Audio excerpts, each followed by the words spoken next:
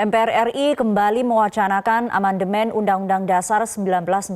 Hal ini merupakan rekomendasi dari MPR periode lalu. Informasi selengkapnya akan disampaikan Yusrin Zata langsung dari Kompleks Parlemen Senayan. Yusrin, apa saja poin wacana amandemen Undang-Undang Dasar 1945? Ya, amandemen Undang-Undang Dasar Negara Republik Indonesia tahun 1945 merupakan rekomendasi dari MPR periode 2019-2000, merupakan rekomendasi dari MPR periode 2014-2019 untuk MPR periode 2019-2024. Dan setidaknya ada beberapa poin besar yang diusulkan untuk amandemen Undang-Undang Dasar 1945 ini. Yang pertama adalah MPR sebagai lembaga tertinggi negara.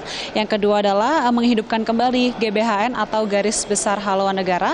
Dan yang ketiga ini adalah penambahan masa jabatan Presiden. Ketua MPR RI periode 2019-2024 Bambang Susatyo sendiri ini mengatakan jika tindak lanjut dari usulan atau wacana amandemen Undang-Undang Dasar 1945 ini tidak akan dilakukan secara terburu-buru dan setidaknya ini ada beberapa tahapan yang akan dilakukan oleh pihaknya selama beberapa tahun ke depan, seperti misalnya di tahun pertama akan digunakan untuk mendengar dan juga menyerap aspirasi dari masyarakat. Yang tahun kedua ini adalah untuk digunakan untuk mencari titik-titik temu di antara berbagai masukan yang masuk baik dari kalangan masyarakat maupun dari fraksi-fraksi yang ada di parlemen. Dan juga di tahun ketiga ini adalah melakukan amandemen Undang-Undang Dasar Negara Republik Indonesia tahun 1945. Untuk Bamsud sendiri juga menyatakan jika keputusan amandemen Undang-Undang Dasar 45 ini dilakukan dan juga perlu adanya kesamaan pandangan antar fraksi yang ada di parlemen, dan juga dia mengajak untuk baik DPR maupun MPR ini untuk turut serta membuka diri dan juga menerima masukan dari kalangan masyarakat, baik itu aktivis, praktisi hukum, dan juga berbagai kalangan lainnya. Rencana amandemen ini juga dikatakan oleh Bamsud masih menjadi sebatas rekomendasi. Dan hingga saat ini sendiri Undang-Undang Dasar 1945 ini sudah melalui 4 kali amandemen, yaitu yang pertama dilakukan pada tahun 1999, yang kedua ini tahun 2000, lalu amandemen ketiga ini tahun 2001, dan juga amandemen keempat atau amandemen terakhir dilakukan pada tahun 2002. Sumi. Ya, Yusrin, lalu seperti apa tanggapan fraksi di DPR terkait dengan rencana amandemen ini?